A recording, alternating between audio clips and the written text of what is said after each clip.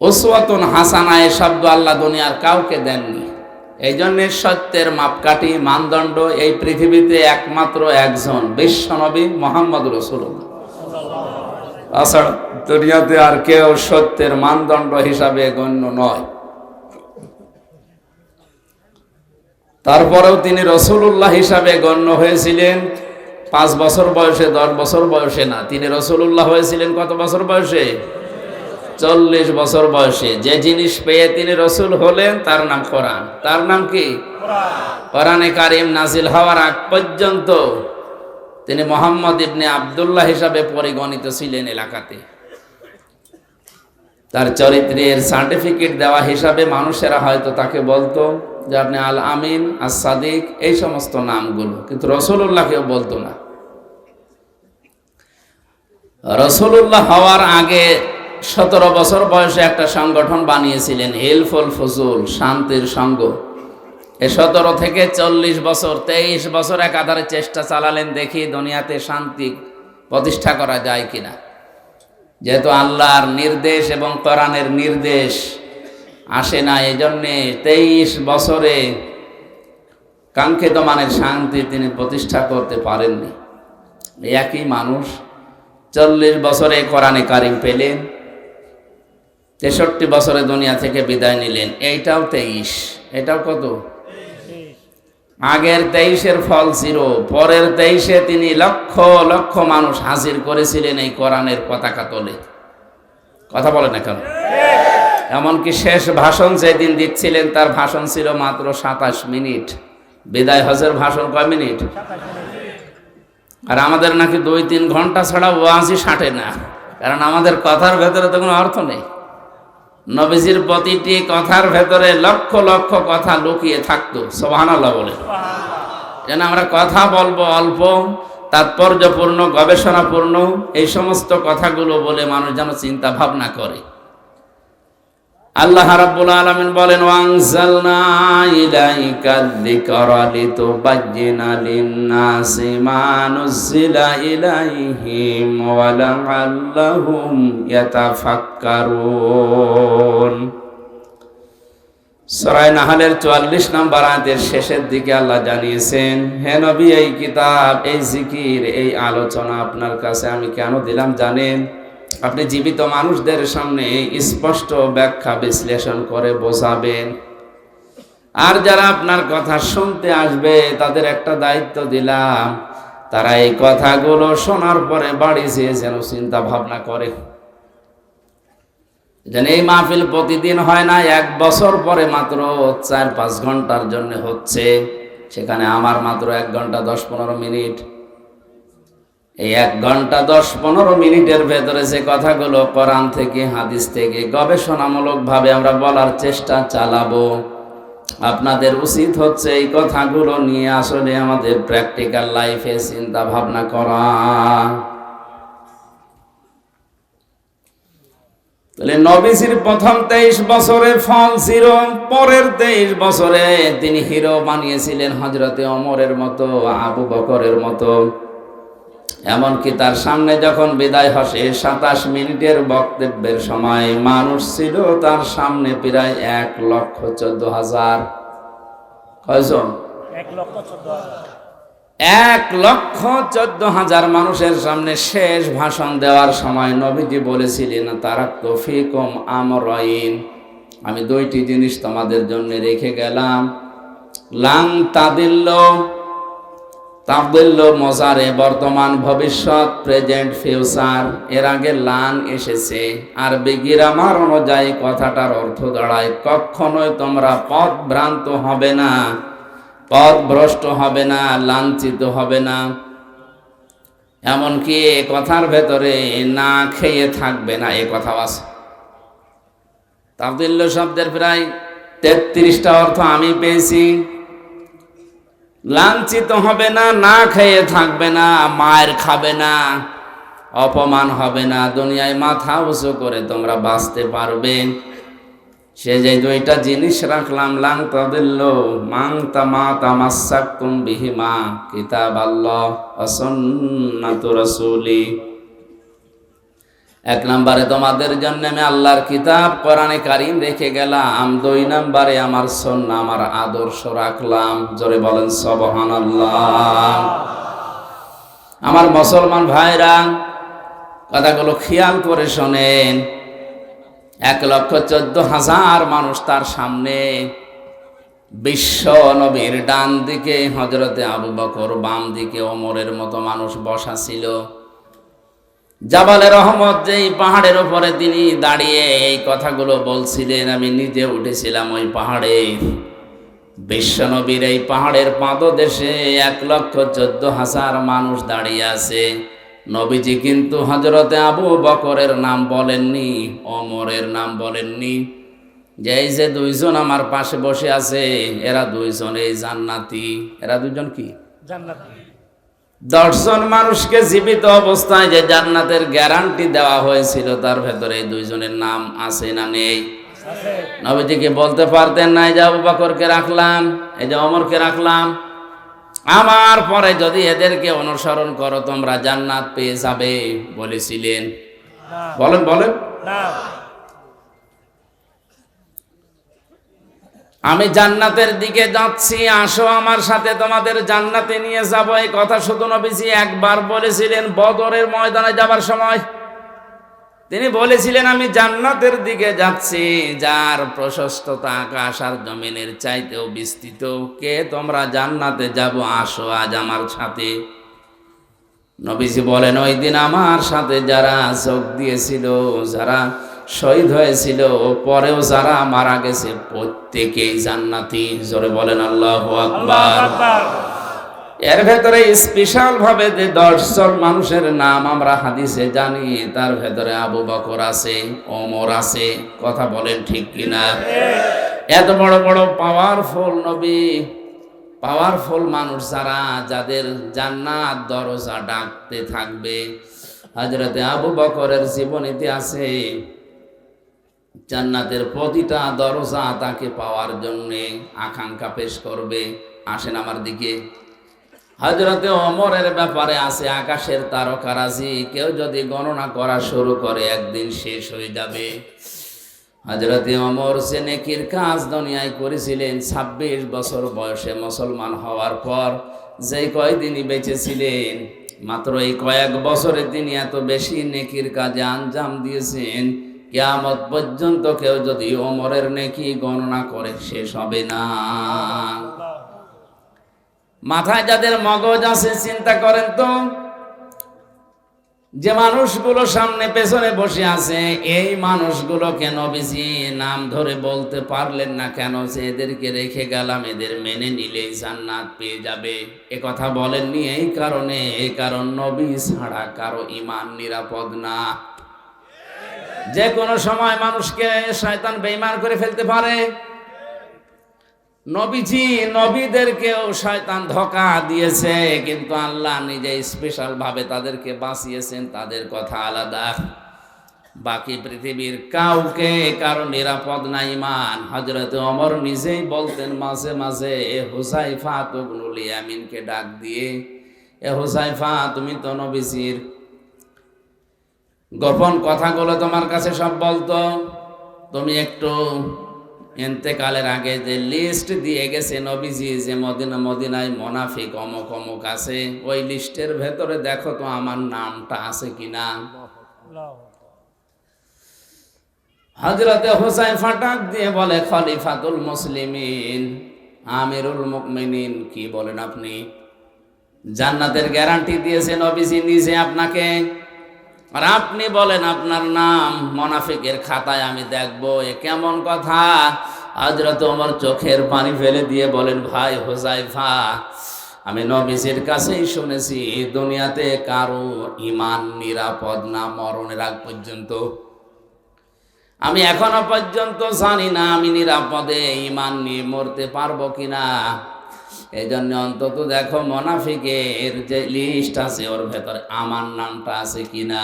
যদি থাকে, আমি এখনো মরণের আগে তওবা করে ফিরে আসতে পারবো। মাওলানা আশরাফ ভাই হয়তো মুনাফিকদের যে আচরণগুলো, ওগুলোই বলছিলেন, আমি হালকা হালকা শুনেছি। আমি কোরআন হাদিস পড়ে মোনাফিকের প্রায় 13টা গুণ পেয়েছি। কয়টা? 13টা। আমরা অধিকাংশ মানুষ 3টা জানি। কথা বললে মিথ্যা বলে, ওয়াদা করলে ভঙ্গ করে, আমানত রাখলে খেয়ানত করে, ঝগড়া হলে গালি দেয়। এরকম অনেকগুলো আমি গবেষণা করে করে কোরআন হাদিস থেকে 13টা পেয়েছি। মোনাফিকদের এই আচরণগুলোই হয়তো উনি বলছিলেন, শেষ করতে পারেননি ভাই আমার। এই সমস্ত গুণাগুণগুলো, জারগুলো, এই আচরণগুলো যদি কারো ভেতরে পাওয়া যায়, বুঝে ফাঁকি আছে, মোনাফিকি আছে। আর মোনাফিককে আল্লাহ যদি মরণের পরে জাহান্নামে দেয়, আবু জেহেলের উপরে দেবে না, আবু জেহেলের নিচে দেবে।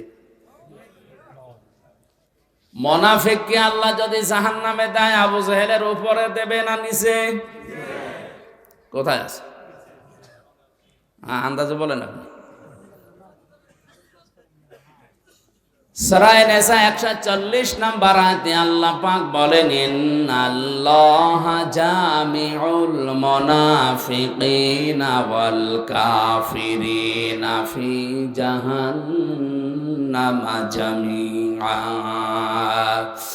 অবশ্যই আমি আল্লাহ জাহান্নামের ভেতরে একত্রিত করব মুনাফিক এবং কাফেরদের। আগে কার নাম বলেন বলেন? আবু জেহেল মুনাফিক ছিল না কাফের? আয়াত দ্বারা বোঝা যায় যারা মুনাফিক এরা কিন্তু আবু জেহেলের নিচে থাকবে না, এরা থাকবে উপরে। অবশ্য ঠিক। আরে ভাই আপনি তো উল্টাপাল্টা বলেন।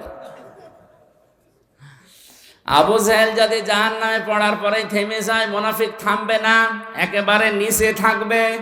ইন্নাল মুনাফিকিনা ফিদ দারকিল আসফালি মিনান নার ওয়া লান তাজিদা লাহুম নাসীরা। অবশ্যই মুনাফিকদের জায়গা হবে জাহান্নামের একেবারে নিচে। আসফাল ইসমে তাফসিল, এর জায়গার নিচে নেই, একেবারে নিচে তাদের জায়গা দেব। শুধু জায়গা নিচে দেব না, এই মানুষগুলোকে কেউ সাহায্যের কথা বলতেও আসবে না। কাফেরদের যত কথা আমি পেয়েছি, কোন কাফেরকে সাহায্য করা হবে না এমন কথা নেই, যদিও তাদেরকেও সাহায্য করা হবে না, কিন্তু ওয়ালাং তাজিদা লাহুম নাসীরা এরকম কঠিন শব্দ নেই। তাজিদার আগে লান আছে মজারে, মজারের আগে আমি আগেই বললাম লাং তাদিল্লুর উদাহরণ দিতে গিয়ে লান আসলে অর্থ হয় কোশ্চিন কালেও হবে না। আল্লাহ বলেন মুনাফিক যদি জাহান্নামের নিচে যায়, ওদেরকে সাহায্যের জন্য কেউ আসবে না, সাহায্য করাও হবে না। জোরে বলেন নাউজুবিল্লাহ। এখন আমার প্রশ্ন হচ্ছে, মুনাফিক তৈরি হয় কাদের ভেতরে? মুসলমানদের। বলেন কাদের ভেতরে?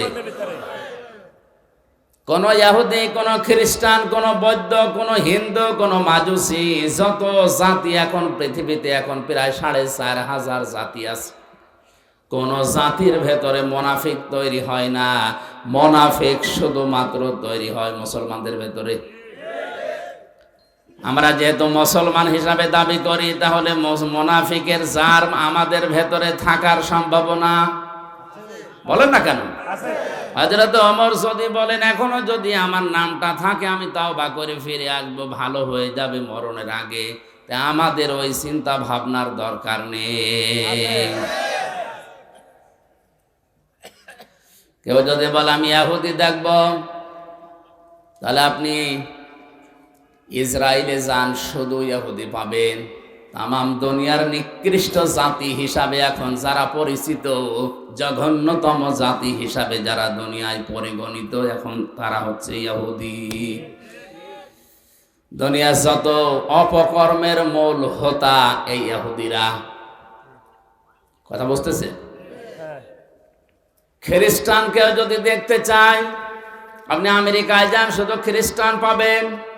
কেউ যদি বলে আমি বৌদ্ধ দেখবো, চীনে যান, মায়ানমারে যান, শুধু বৌদ্ধ পাবেন।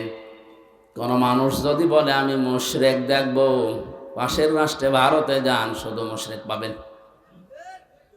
এখন যদি বলেন জাহান্নামের একেবারে নিচে থাকবে যারা মুনাফিক, আমি দেখবো, এই দেশে পাঠানো লাগবে, কারণ এদেশে 96% মুসলমান। তাহলে মুনাফিক এই দেশে থাকার সম্ভাবনা আছে না নেই? মুনাফিকদের 13টা আচরণের ভেতরে 11 নম্বরে আমি পেয়েছি, ওদের সব সহ্য হয়, আল্লাহর কোরআনের কথা সহ্য হয় না।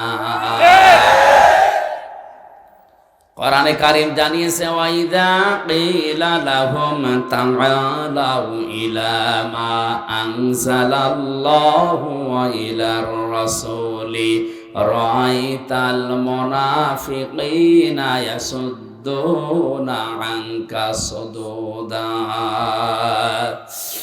সূরা নিসার 61 নম্বর আয়াতে আছে, আল্লাহ পাক বলেন, হে নবী, যখন আপনি মানুষদেরকে বলবেন আসো আল্লাহ এবং রাসূলের আদেশের দিকে আসো, রাআইতাল মুনাফিকিনা, আপনি দেখতে পাবেন মুনাফিক যারা ইয়াসুদ্দুনা আনকা সুদুদা, আল্লাহ এবং রাসূলের আইনের কথা, আদর্শের কথা বলা মাত্রই তারা আস্তে করে পেছন দিক থেকে কেটে পড়বে। হয়তো বিভিন্ন নাম দিয়ে তারা কাটবে। কিছু কিছু মানুষ বলবে এটা রাজনীতি। আজ দেশে বলে না, আল্লাহর আইনের কথা বলতে গেলে, রাসূলের আদর্শের কথা সঠিকভাবে তুলে ধরতে গেলে বলে এইটা রাজনীতি, এ ওয়াজ হচ্ছে না, আস্তে করে চলে যায়। আপনি বলেন 1500 বছর আগে সূরা নিসার 61 নম্বর আয়াতে আল্লাহ যা যা বলেছে বাংলাদেশের সাথে এখন মিলে যাচ্ছে। আমার তো মনে হয় আমি যে কথা বলছি এখন খাপের খাপ, মুনতাজের খাপ মিলে যাচ্ছে না? মুনাফিক দেশে এখন আছে। আল্লাহর আইনের কথা বললে এর কাছে রাজনীতি মনে হয়, রাসূলের আদর্শের কথা বললে, রাসূলের বিচার ব্যবস্থার কথা বললে এর কাছে রাজনীতি মনে হয়। বলে এটা আমাদের সংবিধানের বাইরের কথা। পৃথিবীর সবচাইতে বড় সংবিধান আল্লাহর কোরআন। وَكَذَلِكَ أَنزَلْنَاهُ حُكْمًا عَرَبِيًّا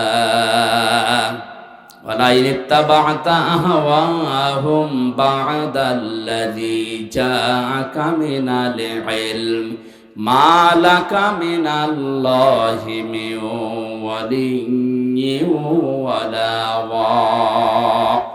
জোরে বলেন আল্লাহু আকবার।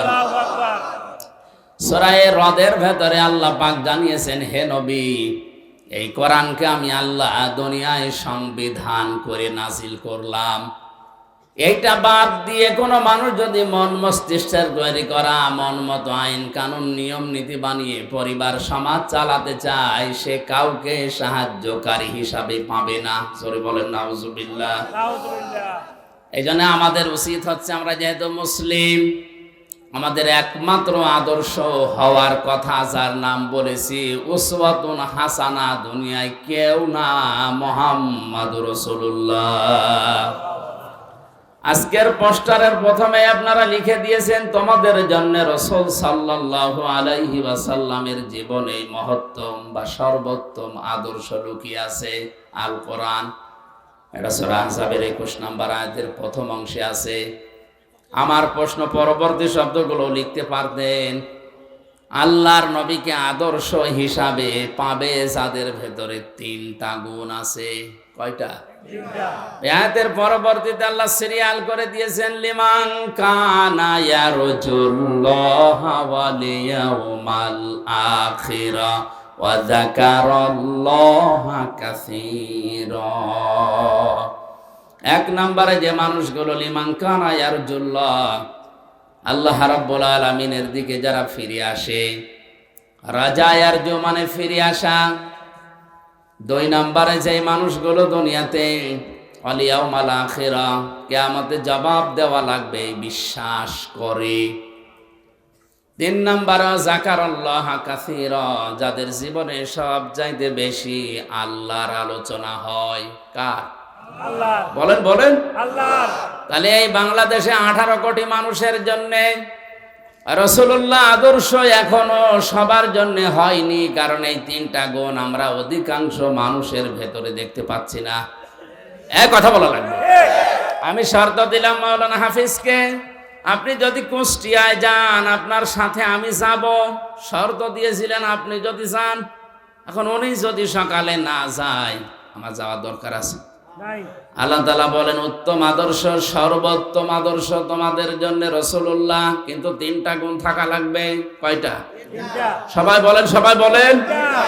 আপনার ভেতরে আছে কিনা আপনি মিলান। যদি না থাকে, কোরআনে কারীম আমার সামনে সূরা আহজাবের 21 নম্বর আয়াতকে সাক্ষী রেখে বলছি, মরণের পরে বিনা হিসাবে বিনা বিচারে আপনি জাহান্নামে। আপনি যতই নামাজ পড়েন, রোজা রাখেন, 5 কলি 10 কলি 20 কলি মাথায় দেন, যদি মনে করেন আমার তো ঈমান আছে না, আপনার ঈমান নেই। কারণ এই 3টা গুণ যদি কারো না থাকে, সে রাসূলুল্লাহকে আদর্শ পায়নি। আর রাসূল যার আদর্শ হয়নি, ওর ঈমান নেই, ওটা বেঈমান।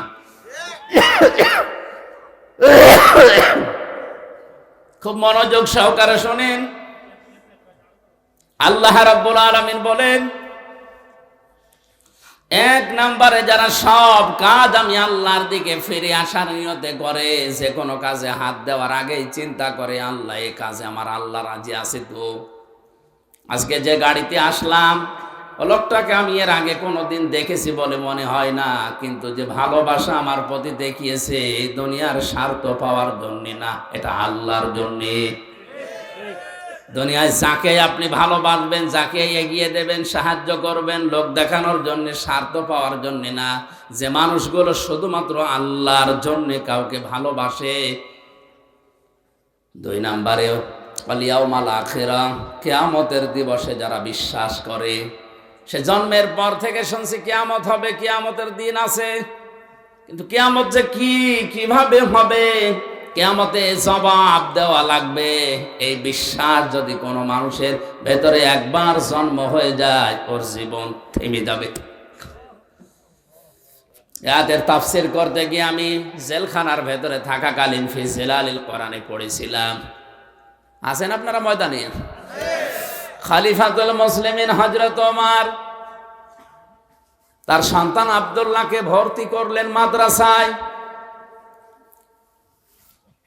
ওই সময় হযরতে আলী ছিলেন প্রধান বিচারপতি, তার সন্তান হোসাইন ওই একই মাদ্রাসায় ভর্তি হয়েছে। বারবার কলম ফেলে দিচ্ছে, আব্দুল্লাহকে বলে কলম তুলে দাও। তিনি 1 বার 2 বার 3 বার তুলে দিলেন। প্রেসিডেন্টের ছেলে স্বাভাবিকভাবে রাগ হয়ে গেছে, ডাক দিয়ে বলে হোসাইন, ইচ্ছা করে কলম ফেলে দাও, আমারে তুলতে বলো, আমি কি তোমার চাকর, খাদেম? হযরতে হোসাইনও রাগ করেই বলে ফেলেছে, আব্দুল্লাহ তুমি শুধু খাদেম না, খাদেমের বাচ্চা খাদেম। মেম্বারের ছেলেকে এরকম গালি দিলে তারও মেজাজ খারাপ হয়, আর তিনি দেশের প্রেসিডেন্টের ছেলে। এক দৌড়ে বাড়িতে গিয়ে বলে, আব্বা আমি আর মাদ্রাসায় যাব না। কেন? হোসাইন আমারে গালি দিয়েছে, আমি নাকি খাদেমের বাচ্চা, খাদেম। হযরত ওমর বিচক্ষণ মানুষ ছিলেন, ডাক দিয়ে বলে, সন্তান আমি বিচার করব, কিন্তু এখন না, জমার দিন। তিনি খুতবা দিচ্ছিলেন, বক্তব্যের মাঝখানেই তিনি দাঁড়িয়ে বললেন, এখানে হযরত হুসাইন আছে? বলে হ্যাঁ। এদিকে আস, তুমি আমার ছেলেটাকে গালি দিয়েছো খাদেমের বাচ্চা, চাকরের বাচ্চা বলে? বলে হ্যাঁ দিয়েছি। কেন দিলে? হযরতে হোসাইন বলে, ওমর হাতে মুখে হাত দিয়ে বলেন তো, আপনি কি আমার নানার খাদেম ছিলেন না? হযরত ওমরের কথা বন্ধ হয়ে গেছে, চোখ দিয়ে টপ টপ করে পানি পড়ছে। সাহাবীদের বললেন, নবীর সাহাবীরা, বিচার হয়ে গেছে। ছোট মানুষ তো আব্দুল্লাহ বসে না, বলে বাবা তুমি তো এখনো বিচার আরম্ভই করনি, হোসাইনকে মারবে না? হযরত ওমর বলে, বাবা যে বিচার করেছি এটা আমার অনেক কাজে লাগবে। হোসাইন তুমি যেটা বললে এটা কি লিখে দিতে পারবে? হ্যাঁ। খেজুর পাতা আর একটা পৃষ্ঠা, খেজুর পাতার একটা পাতা নিয়ে এসেছে খেজুর গাছের, ওখানে লিখে দিয়েছে, ওমর আমার নানার খাদেম ছিল, এটা আমি দেখেছি, সই করে দিলাম, ইসি হোসাইন ইবনে আলী, যান। হযরত ওমর কাগজটা হাতে নিয়ে মুখে চমা দিলেন, ছেলেকে ডাক দিয়ে বললেন, বাবা মারা যাওয়ার পরে এই কাগজটা আমার কাফনের ভেতরে দিয়ে দিও। কিয়ামতের ময়দানে যদি আল্লাহ আমাকে প্রশ্ন করে আর জীবনের যদি কিছুই কবুল না হয়, অন্তত এই কাগজটা তুলে দেখাতে পারবো, মাবুদ তোমার নবীর নাতি লিখে দিয়েছে আমি নবীর খাদেম ছিলাম।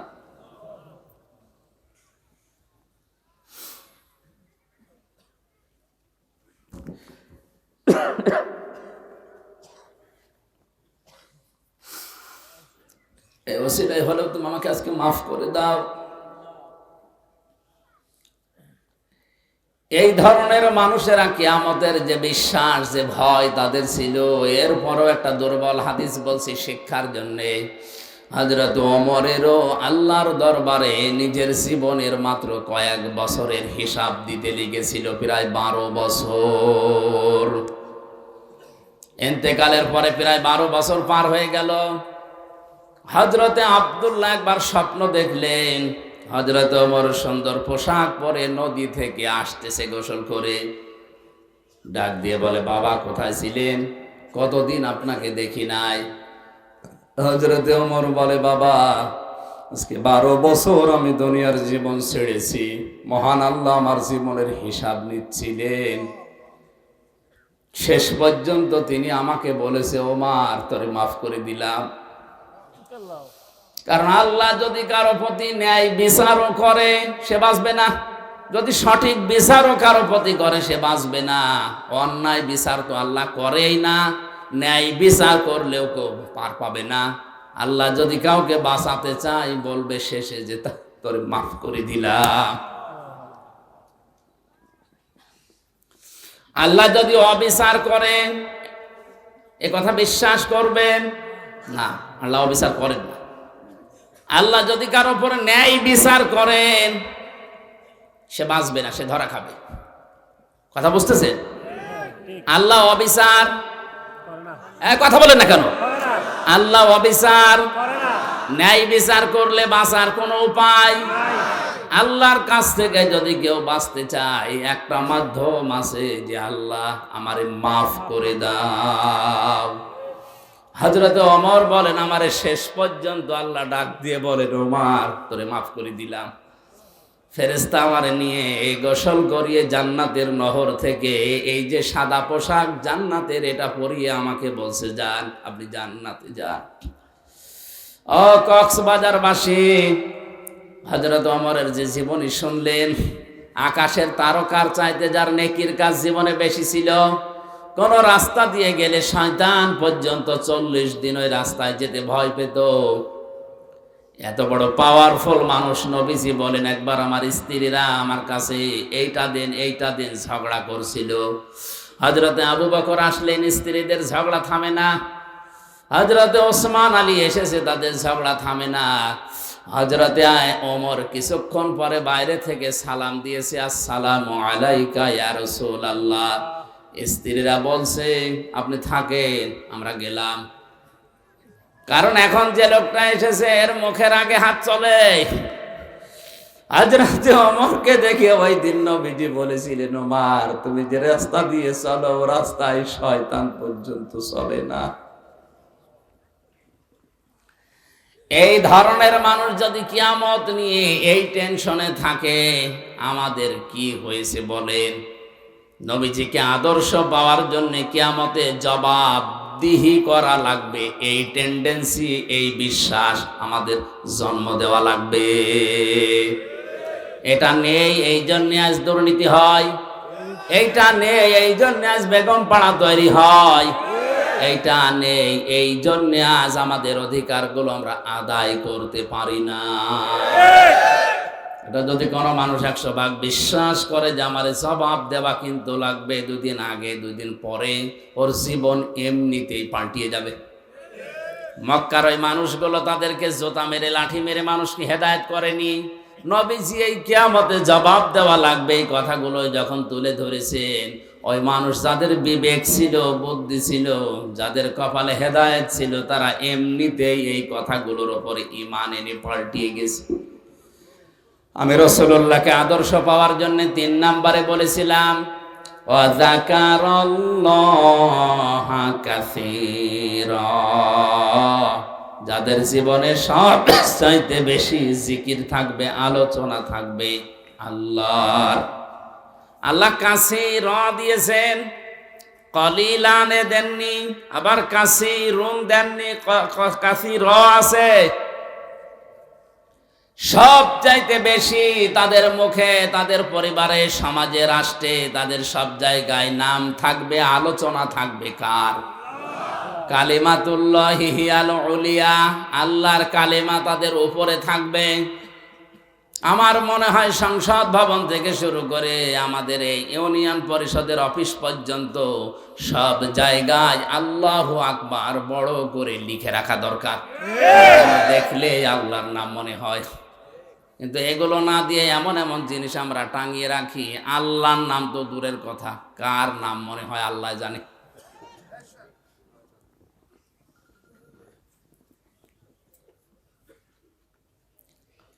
আল্লাহ রাব্বুল আলামিন বলেন, রাসূলুল্লাহকে যারা আদর্শ হিসাবে এই তিনটা গুণ অর্জন করে পাবে, বিশ্ব নবী মুহাম্মদুর রাসূলুল্লাহ রাসূলুল্লাহ হওয়ার পর থেকে আতঙ্কে ছিলেন। কিসে ছিলেন? বলেন বলেন। 1 থেকে 40 বছর তার সমস্যা হয়নি। 40 থেকে 63, 23 বছরে 82 বার তাকে ডাইরেক্ট হত্যা করার জন্য ইহুদিরা চেষ্টা চালিয়েছে। শুধু চেষ্টায় চালিয়ে শেষ করে দেয়নি, মরণের পরেও তার লাশ পর্যন্ত চুরি করার জন্য তারা ব্যস্ত ছিল। এজন্য ওই 23 বছর রাসূলুল্লাহকে যারা মেনে নিয়েছে তারাও বিপদে পড়েছে। কিন্তু 1 থেকে 40 যারা ওই সময় মেনে ছিল, তার সাথে ছিল, তাদের কোনো বিপদ হয়নি। এমনকি পুরো আরব জাহানে তাদের একটা শত্রুও ছিল না। আর রাহিকুল মাখতুম, এই ঐতিহাসিক সিরাত গ্রন্থে আপনি দেখবেন 1 থেকে 40 বছর পর্যন্ত নবীদের পেছনে মানুষ ছিল না, তা না ছিল। কারণ হিলফুল ফজল যেদিন গঠন করেন তার সাথে ওই এলাকার যুবকেরা অনেকেই যোগ দিয়েছিল। সামাজিক উন্নয়নমূলক অনেক কাজ তিনি এই সংগঠনের মাধ্যমে এলাকায় করতেন। কিন্তু দুঃখজনক হলেও সত্য, একটা শত্রু তার ওই সময়ের ভেতরে তৈরি হয়নি। একই মানুষ 40 বছরে কোরআনে কারিমটা হাতে পাওয়ার পরে যতদিন এইটা তার কাছে ছিল ততদিন তার শত্রুর অভাব ছিল না। এই জন্য আমরা যদি কেউ বলি আমি নবীওয়ালা কাজ করি না, আপনি মোহাম্মদ ইবনে আব্দুল্লাহর কাজ করেন, এই জন্য আপনার সমস্যা হয় না। কেউ যদি রাসূলুল্লাহর কাজ আরম্ভ করে, রাসূলুল্লাহর যেভাবে আরম্ভ হয়েছিল 3 বছর তিনিও জেলে ছিলেন, আপনারও থাকা রাখতে পারে।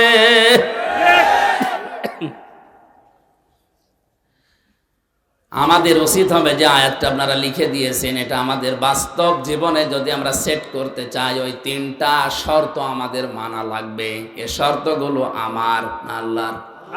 আরো জোরে বলেন কার? আল্লাহ আমাদের মেনে নেওয়ার তৌফিক দিন, জোরে বলেন আমিন।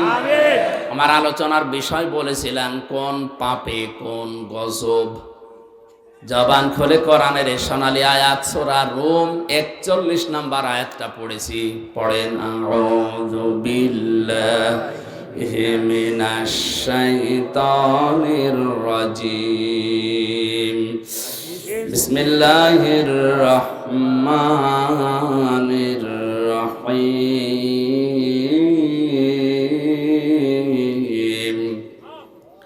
যাহারাল ফাসাদু ফিল বাররি ওয়াল বাহরি বিমা কাসাবাত আইদিন নাস লিয়ুযীকাহুম বা'দাল্লাযী আমিলু লা'আল্লাহুম ইয়ারজিউন।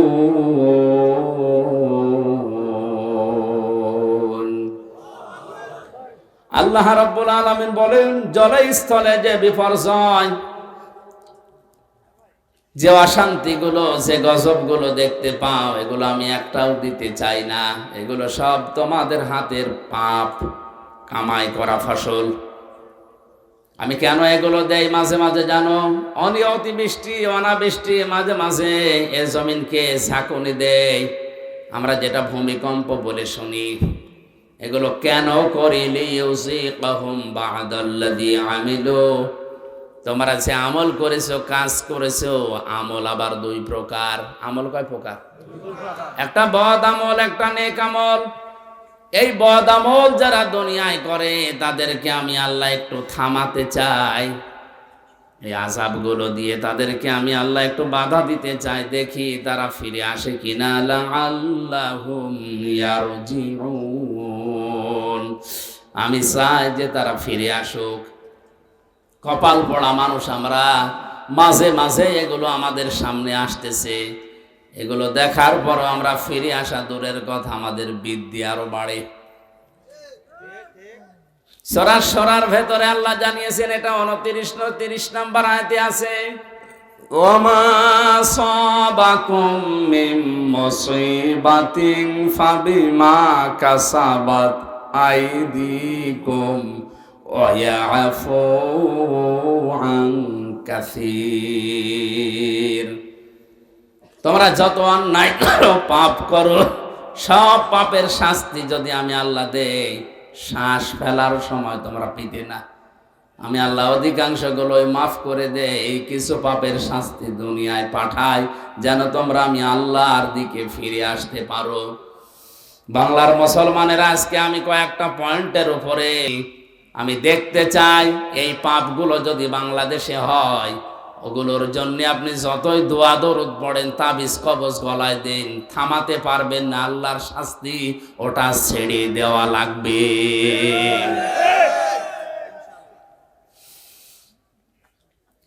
কোরআনে কারিমে সূরা আনকাবুত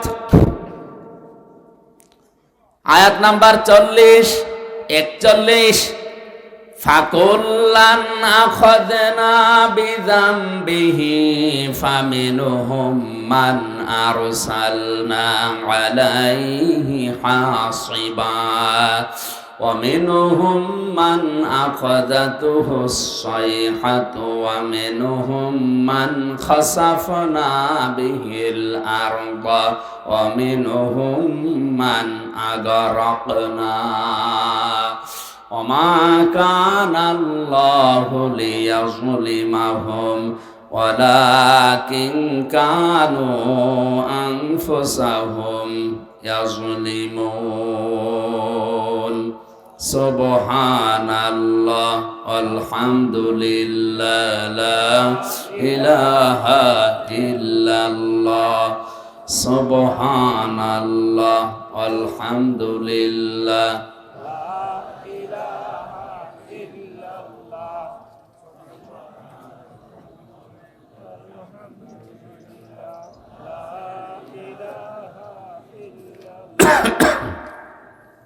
কি হলো, জিকির জোরে করেন। সুবহানাল্লাহ আলহামদুলিল্লাহ লা ইলাহা ইল্লাল্লাহ লা ইলাহা ইল্লাল্লাহ মুহাম্মাদুর রাসূলুল্লাহ।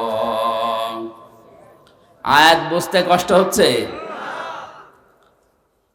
আল্লাহ রাব্বুল আলামিন বলেন, যুগে যুগে বহু মানুষকে আমি তাদের পাপের জন্য পাকড়াও করেছিলাম। কাউকে আমি ঝঞ্ঝা নামক বৃষ্টি দিয়ে, পাথরের বৃষ্টি দিয়ে, কাউকে ডুবিয়ে, কাউকে পানি দিয়ে, জলোচ্ছ্বাস দিয়ে দুনিয়া থেকে আমি তাদেরকে বিদায় করে দিয়েছি। কাউকে জমিনের ভেতরে গেড়ে দিয়েছি। আমি কারো ওপরে আল্লাহ জুলুম করি না, মানুষ নিজেরাই নিজেদের ওপরে জুলুম করে। কথা বলেন ঠিক কিনা? আমি প্রথম বলেছিলাম আল্লাহর বিচার ব্যবস্থা 3 প্রকার। 1 নম্বরে আল্লাহ জুলুম করে না, এক কথা বলেন না কেন? করে না। 2 নম্বরে আল্লাহ ন্যায় বিচার করলে কেউ বাঁচবে না। 3 নম্বরে কেউ বাঁচতে চাইলে আল্লাহর রহমত লাগবে। এজন্য আল্লাহ অবিচার করেন না। 2 নম্বরে আমার আল্লাহ ন্যায় বিচার করলে কেউ বাঁচতে পারবে না। 3 নম্বরে কেউ বাঁচতে চাইলে আল্লাহর ক্ষমা পাওয়া লাগবে। যে সমস্ত পাপের জন্য আল্লাহ তাদেরকে ধরেছিলেন, দেখি ওই পাপগুলো এখন বাংলাদেশে আছে কিনা। আল্লাহ রাব্বুল আলামিন বলেন, وإلى مدين أخاهم شعيبا قال يا قوم اعبدوا الله ما لكم من إله غيره قد جاءتكم بينة من ربكم فأوفوا الكيل والميزان ولا تبخسوا الناس أشياءهم ولا تفسدوا في الأرض بعد إصلاحها ذلكم خير لكم إن كنتم মুমিনিন। আল্লাহু আকবার। আমি শুআয়বকে পাঠিয়েছিলাম মাদিয়ান শহরে তার ভাইদের কাছে।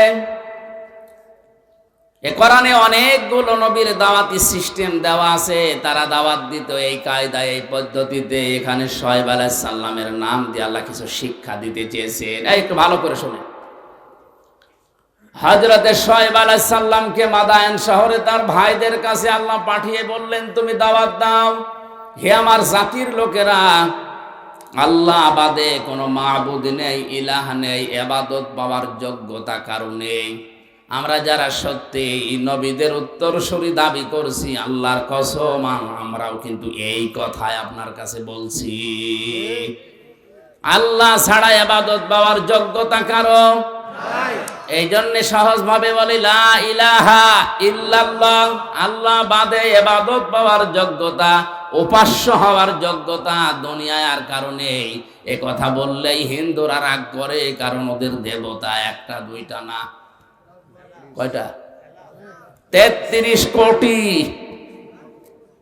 ওদের দেবতা 33 কোটি, এই জন্য ওদের রাগ হবে। আল্লাহ ছাড়া ইবাদত পাওয়ার, উপাসনা পাওয়ার যোগ্যতার কারণে কথা বললে ইহুদির মন আপনি পাবেন না, খ্রিস্টানের মন আপনি পাবেন না। ওয়ালান তারদা আনকাল ইয়াহুদু ওয়ালান নাসারা হাত্তা তাত্তাবিআ মিল্লাতাহুম কুল ইন্না হুদাল্লাহি হুয়াল হুদা। হে নবী, কখনো ওরা আপনার পদে ইহুদি খ্রিস্টানরা রাজি হবে না যতক্ষণ আপনি তাদের যে ধর্ম অনুসরণ না করবেন। ওদের ধর্মে খোদা কয়জন? 33 কোটি। কারো 3 জন, কারো 2 জন। বিভিন্ন জিনিসকে তারা খোদা হিসাবে মেনে নিয়েছে, উপাস্য হিসাবে ইবাদত পাওয়ার যোগ্যতা তারা ভাগ ভাগ করে দিয়েছে। একমাত্র জাতি মুসলিম। 175 কোটি মানুষের ভেতরে হয়তো ভুল ত্রুটি থাকতে পারে, কিন্তু লা ইলাহা ইল্লাল্লাহর ব্যাপারে কোনো পার্থক্য আমাদের নেই। আমরা মনে প্রাণে বিশ্বাস করি, এ কথা কাজে লাগাতে চাই। আল্লাহ ছাড়া ইবাদত পাওয়ার যোগ্যতা কারো নাই, উপাসনা পাওয়ার যোগ্যতা কারো নাই। কারণ নবীদের দাওয়াত এইটাই ছিল, ইয়া কওমি ইবুদুল্লাহ মা লাকুম মিন ইলাহিন গায়রু, আল্লাহর ইবাদত করো কারণ তিনি ছাড়া কোনো ইলাহ নেই। এরপরেই হযরতে শুআয়ব আলাইহিস সালাম তার জাতির লোকের কাছে যেই মেসেজটা দিয়েছেন, নবীদের দাওয়াতি পদ্ধতি আপনাকে আমি বলছি। ক্বাদ জাআতকুম বাইয়িনাতুম মির রাব্বিকুম, অবশ্যই তোমাদের রবের পক্ষ থেকে তোমাদের কাছে স্পষ্ট দলিল, প্রমাণ, নিয়ম নীতি, আইন কানুন এসেছে। সে আইনের ভেতরে 2টা কথা এখানে আল্লাহ পাক দিয়েছেন, ফাউফুল কাইলা ওয়াল মিজানা ওয়ালা তাবখাসুন নাসা আশিয়াআহুম। 1 নম্বরে তোমরা ওজনে কম বেশি করবে না। কিসে? সবাই বলেন এই ওজন বলতে শুধু দাড়ি পাল্লার ওজন। এখন তো অনেকে দাড়ি পাল্লায় তুলে দেওয়ার চিন্তা আছে। হাইকোর্টের সামনে বিশাল একটা দাড়ি পাল্লা টাঙানো আছে, 2 দিকের মাপই সমান। এটা দ্বারা দেশের জনগণকে বোঝানো হচ্ছে যে ন্যায় বিচার ছাড়া এখানে কিছু চলে না। দাড়ি পাল্লা মানে কি? মানদণ্ড। দাঁড়িপাল্লা মানে ন্যায় বিচারের মানদণ্ড ওইটা যে এদিকেও যেমন এইদিকেও যেমন, কোন দিকে একেবারে কম বেশি নেই, সমান সমান।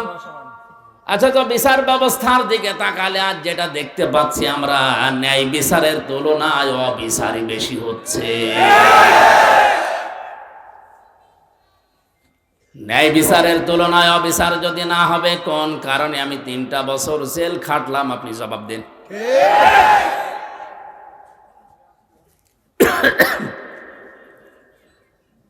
হযরতে শুআয়ব ডাক দিয়ে বলেছিলেন, আমার জাতির লোকেরা তোমরা এই পাপটা ছেড়ে দাও, ওজনে কম বেশি করবা না। কারণ এই পৃথিবীতে আল্লাহ যত মানুষকে লানত দিয়েছেন, বরদোয়া দিয়েছেন, তার পয়লা নম্বরে তারা।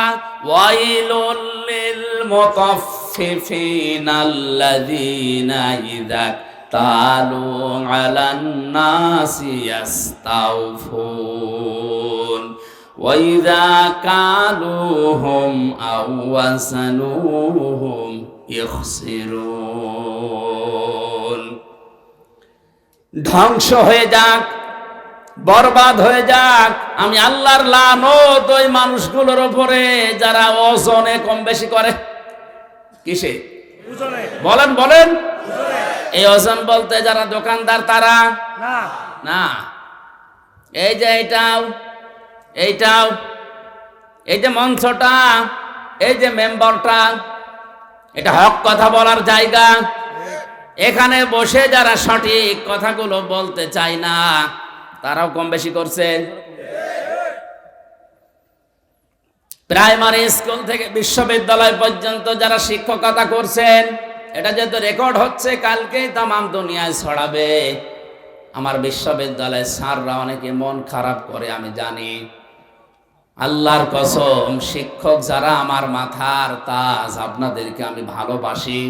আমি কোরআন আপনাদের কাছেই পড়েছি, যতটুকু আমি বুঝেছি। আপনারা ওইভাবে বোঝেন না কেন? প্রাইমারি থেকে বিশ্ববিদ্যালয় স্যার পর্যন্ত যে যতটুকু পেয়েছে, ওজনে কম বেশি করা মানে নেওয়ার সময় বেশি নেয়, দেওয়ার সময় এদের প্রতি লানত কার? এই কথা বলা লাগবে, লানত কার? বিশ্ববিদ্যালয়ে স্যার হওয়ার জন্য কত জ্ঞান লাগে, এটা আমি নিজে অনার্স মাস্টার্স করতে গিয়ে দেখেছি। একজন ডক্টর 45 থেকে 50 মিনিটের একটা ক্লাস নেয়, কমপক্ষে 40-50টা বইয়ের রেফারেন্স তার দেওয়া লাগে। কারণ সামনে যারা বসে আছে ওরা গরু ছাগল না, সব মেধাবী।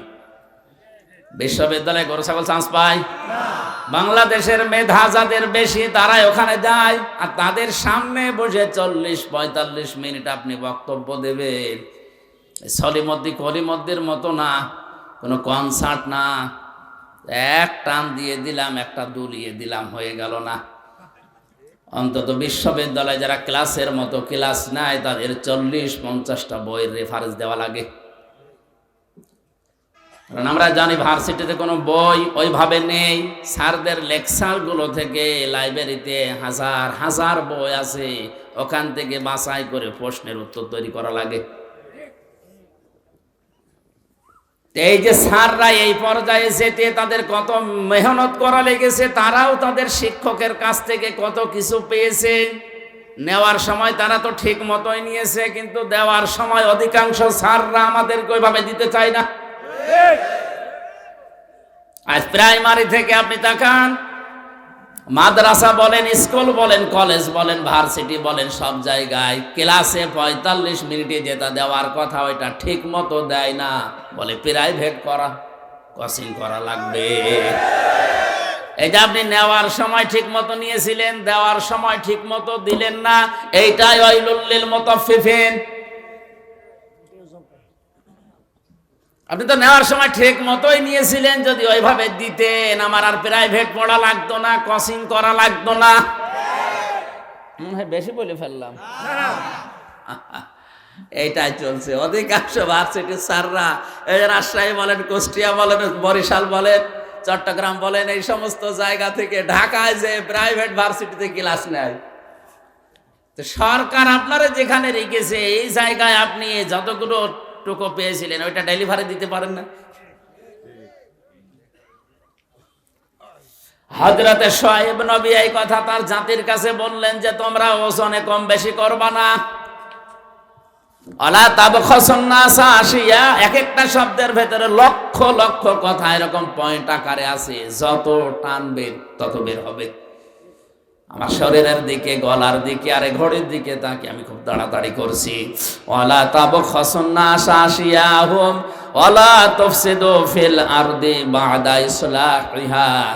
দ্বিতীয় নম্বরে, দুনিয়াতে শান্ত হয়ে যাওয়ার পরে অশান্তি করার জন্য পায় তারা করবা না, যেটা সবচাইতে বেশি চলছে এই বাংলাদেশে। যালিকুম খায়রুল লাকুম, এইটাই ভালো কাজ। ইন কুনতুম মুমিনিন, যদি মুমিন বলে দাবি করে থাকো, ওজনে কম বেশি করা আজকে থেকেই বন্ধ করা লাগবে। এই ওজনে কম বেশি মানে খাদ্যে ভেজাল দেওয়া আছে, এই কথা বলেন না কেন? আজ হাজারো মানুষ নিজের সন্তান, নিজের বউ, নিজের মা যেগুলো খাবে ওগুলোতে ফরমালিন দেয় না, বিষও দেয় না, ঔষধও দেয় না, ওগুলো দেয় শুধু তাদের যেগুলো অন্যরা খাবে। যারা ফরমালিন দিচ্ছেন, বিষ দিচ্ছেন, ঔষধ দিচ্ছেন, এগুলোর কারণে যে ফলগুলো তরতাজা দেখতে মনে হয়, ধোঁকা খেয়ে আমাদের মতো মানুষ আমরা কিনে নিয়ে আসি, আমাদের কিডনি নষ্ট হয়ে যায়। এক কথা বলেন, এগুলো যারা করছেন ওই ব্যবসায়ীরা, আপনার দ্বারা আমার কিডনি, আমার হার্ট, আমার মস্তিষ্ক নষ্ট হয়ে যাচ্ছে। আপনি মানুষ হত্যা করার গুনাহ কামাই করছেন, আপনার উপরে আল্লাহর লানত, আল্লাহর বরদোয়া। ও বাংলার মুসলমানেরা, আল্লাহ যদি কাউকে বরদোয়া দেয়, বলেন ওরে কি আর বাঁচাবে?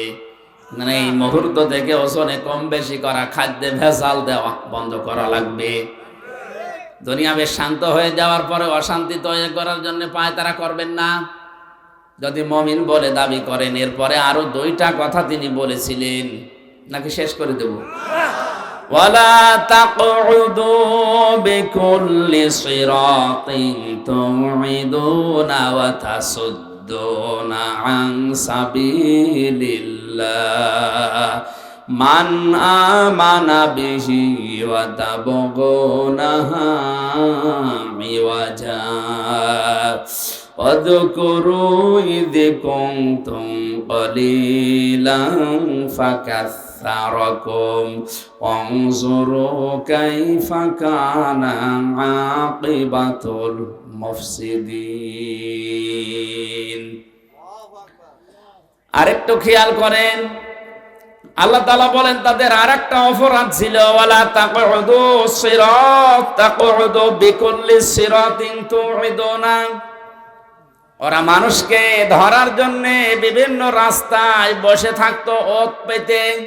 আজ বাংলাদেশে এই গণাটাই 15 বছরে সবচাইতে বেশি বেড়েছে। ওত পেতে থাকে, কখন কারে ধরিয়ে দেওয়া যায়। এ জেলায় মনে হয় এখনো শুরু হয়নি, আছে হয়তো একটু পাড়াপতি হিসাবে হিসাবে রাগারাগি হয়েছে, ঝগড়া হয়েছে, রাজনৈতিক একটা সিল লাগিয়ে তারা গোপনে ধরিয়ে দেওয়ার জন্যে থানায় উনি আগে 10,000 টাকা দিয়ে এসেছে যে অমুককে ধরে নিয়ে আসো। উনি ধরে নিয়ে যায়, নিজে আবার ছাড়ায়, মাঝখান থেকে লোকটার প্রায় 50,000 টাকা আল্লাহর ওলি খেয়ে ফেলিস। আমি এটা একটু বেশি বলে ফেললাম।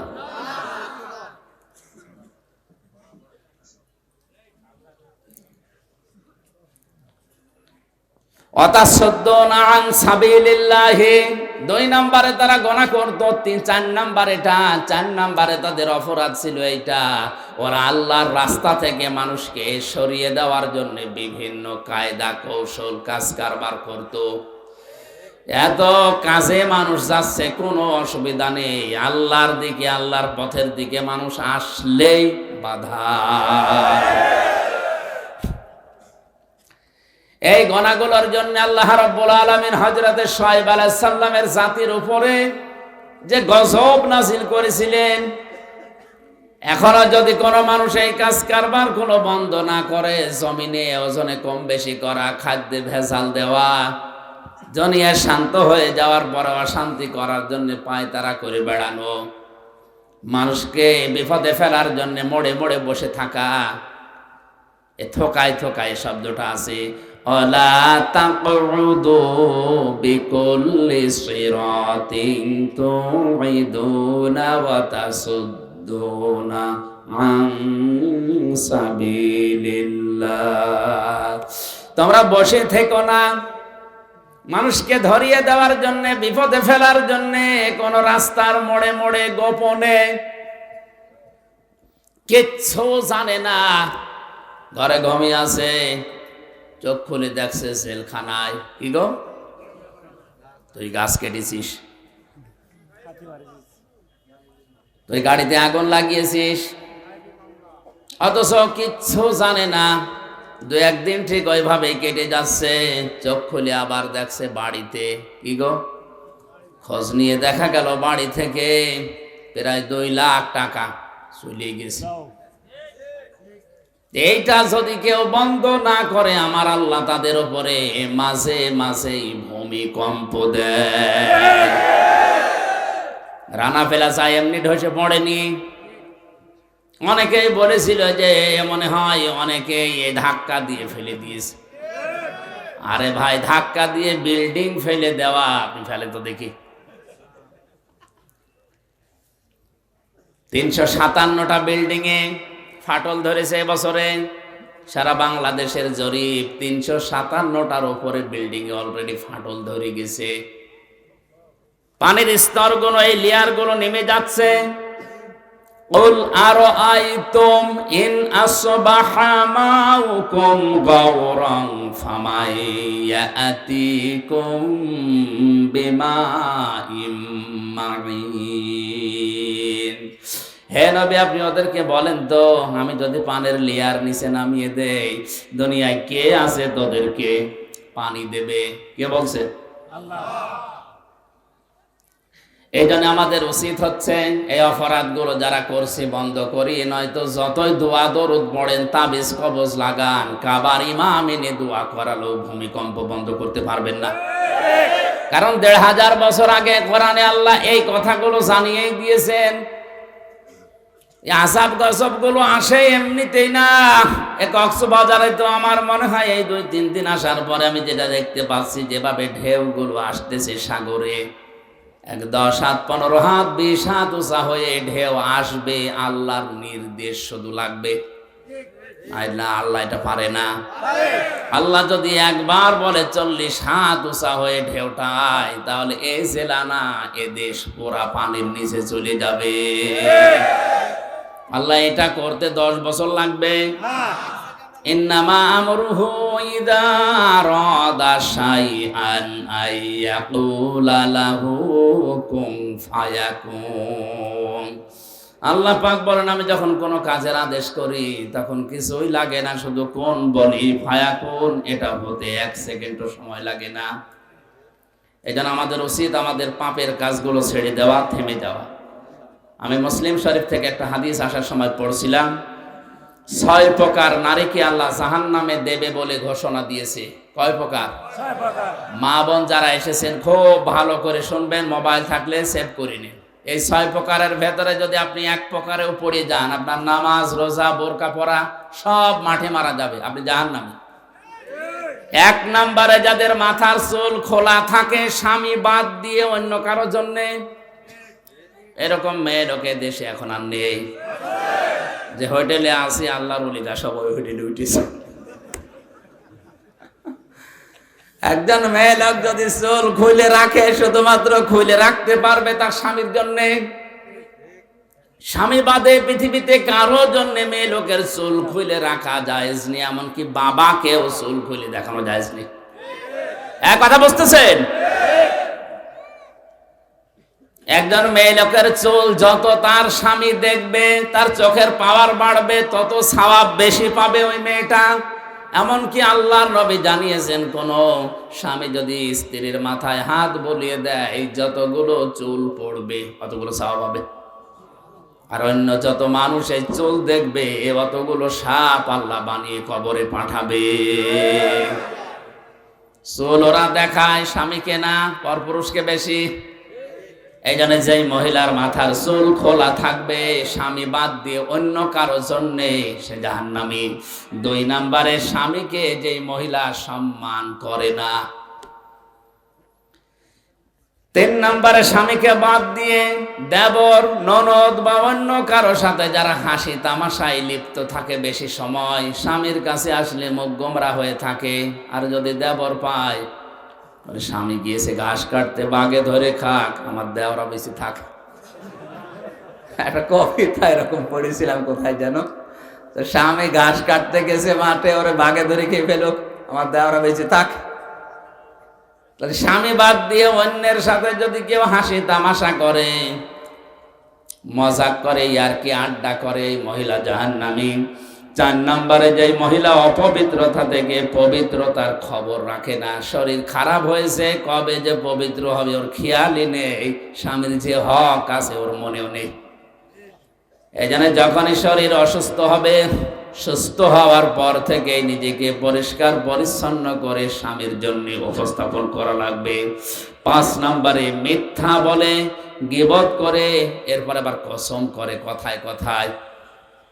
মেয়েদের স্বভাব এটা বেশি, ওরা কিছু হলেই কসম কাটে। কসম যদিও কাটে, আবার ছেলের মাথায় হাত দিয়ে, স্বামীর মাথায় হাত দিয়ে কসম কাটে। এমনকি কাবা শরীফের ছবি টাঙানো বলে কাবার কসম। দুনিয়াতে একজনের নামে শুধু কসম কাটা জায়েজ আছে, কে? এই বলেন বলেন। আমরা কসম কাটি বড় যে জিনিস, সে জিনিসের উপরে। এ দুনিয়ার সব চাইতে বড়, বলেন বলেন। আর আল্লাহ যখন কসম কাটেন, তখন কসম কাটেন ওই জিনিসের সাথে, যেই জিনিসের সাথে আমাদের জীবনের সম্পর্ক আছে। আমাদের জীবনের সম্পর্ক আছে সময়ের সাথে। কিসের সময় আছে? এই জন্য আমির হামজা আছে, সময় নেই, হামজার দাম। এখন যদি আমার সময় শেষ হয়ে যায়, আপনারাও আমাকে নামিয়ে দেবেন। আর আমার জীবনের সময় যদি শেষ হয়ে যায়, আমাকে মানুষ আর হামজা বলবে না, মরহুম হামজা বলবে। এজন্য মানুষের জীবন সংক্রান্ত কথাগুলো বলতে গিয়ে আল্লাহ জানিয়েছেন, ওয়ালা আসরি ইন্নাল ইনসানা লাফি খুসর। সময়ের কসম, জীবনের কসম, হায়াতের কসম, ইতিহাসের কসম। যেহেতু মানুষের হায়াত আছে, মানুষ আছে, জীবন আছে, মানুষ আছে, এগুলো না থাকলে মানুষের আর দাম থাকে না। এর সম্পর্ক মানুষের জীবনের সাথে রিলেটেড। এই জন্য আল্লাহ মানুষের জীবন সংক্রান্ত কথা বলতে গিয়ে কসম দিয়েছেন হায়াতের, সময়ের। জোরে বলেন সুবহানাল্লাহ। আমরা যেহেতু কসম দিতে পারি শুধুমাত্র আল্লাহ ছাড়া আর কারো নামে না। মা বোন যারা এসেছেন, কসম যদি কাটতেই হয় আল্লাহ নামে কাটবেন। তাছাড়া পৃথিবীর কোন পীর বাবার নামে, কোরআনের নামে, কাবা শরীফের নামে ছেলের মাথায় মেয়ের মাথায় হাত দিয়ে কসম কাটা জায়েজ নেই। 6 নম্বরে যারা অন্যের শোক দেখে জ্বলে,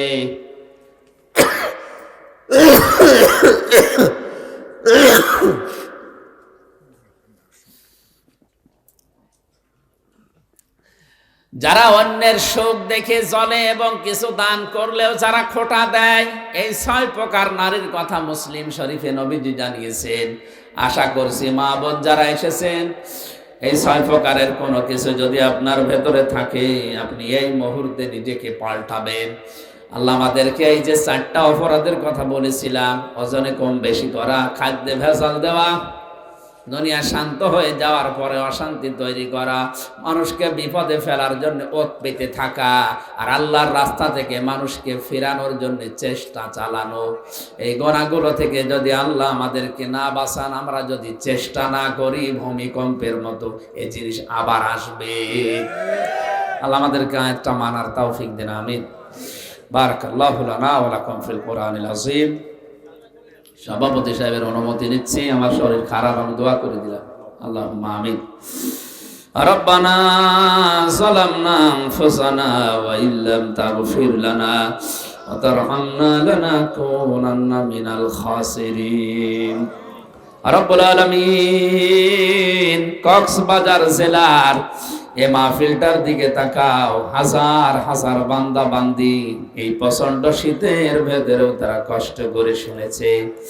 আল্লাহ তাআলা মেহেরবানি করে এই মানুষগুলোকে তুমি মাফ করে দাও, সওয়াবগুলো আমাদের নবীজির রওজায় পৌঁছিয়ে দাও।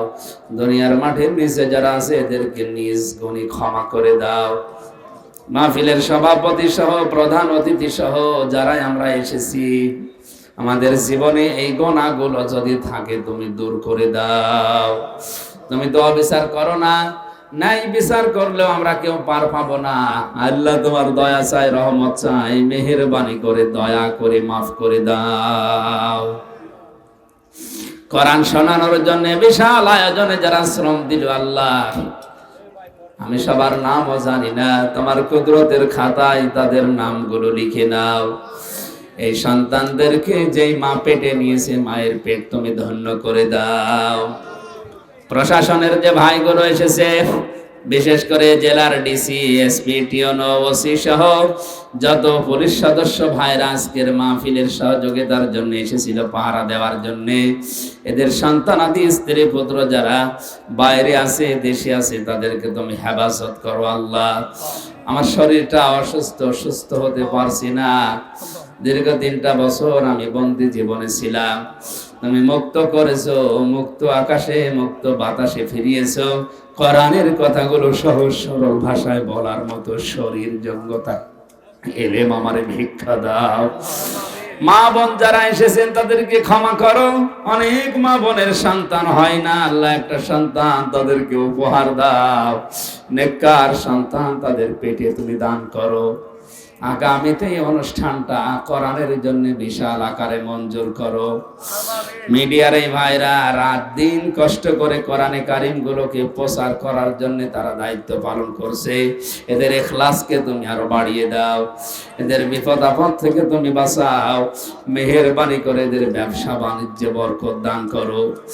বারাকাল্লাহু লানা ওয়া লাকুম ফিল কোরআনিল আযীম। প্রবাস থেকে যে মানুষগুলো এই মাহফিলের জন্য টাকা পাঠিয়েছে, সম্পদ পাঠিয়েছে, তাদের অর্থ সম্পদে বরকত দাও, তাদের শরীরটা তুমি সুস্থ রাখো। মেহেরবানি করে তুমি প্রবাসী ভাইদের মা বাবাকে মাফ করে দাও, তাদেরকে হালাল রুজিতে বরকত দাও। মাওলানা হাফিজুর রহমান জিহাদি ভাই তার বাবার জন্য দোয়া চেয়েছে, আল্লাহ বাবাকে তুমি ক্ষমা করে দাও। বারাকাল্লাহু লানা ওয়া লাকুম ফিল কোরআনিল আযীম। আলহামদুলিল্লাহি রাব্বিল আলামিন। মরণের সময় একবার হলেও যেন পড়ি লা ইলাহা ইল্লাল্লাহু মুহাম্মাদুর রাসূলুল্লাহ।